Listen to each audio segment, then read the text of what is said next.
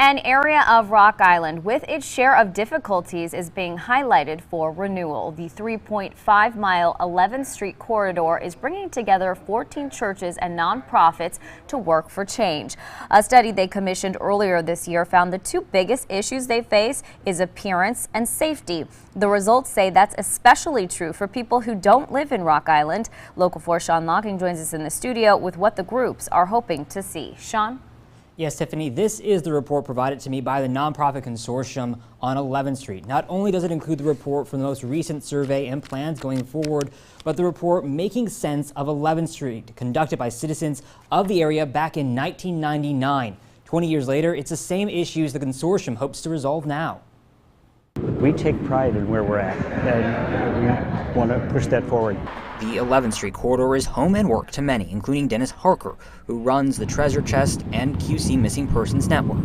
I've had no problems. I've lived here for 16 years. But not everyone sees it that way. We get a lot of people say, I don't want to go to that end of the Rock Island, because it's dirty, it's high crime. That's why he's joining with others in this community to reclaim what they say is essentially Rock Island's main street.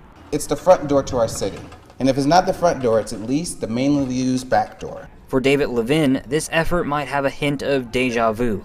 In 1999, he was a neighbor who took part in the Making Sense of 11th Street report to improve this corridor. There's been bits and pieces of things that have happened, but there hasn't been a real concerted effort to start taking 11th Street and really bring it forward like other communities in the Quad Cities. Back then, as is now, it's the same goals. But perception has been the main hindrance in the area. The last 20 to 40 years has been negative. But you know what? Shame on us if this continues for another 20 years. The MPC 11 report found crime, mainly assaults and thefts, and general appearance has driven that negativity. But new or more business is seen as the key avenue for improvement.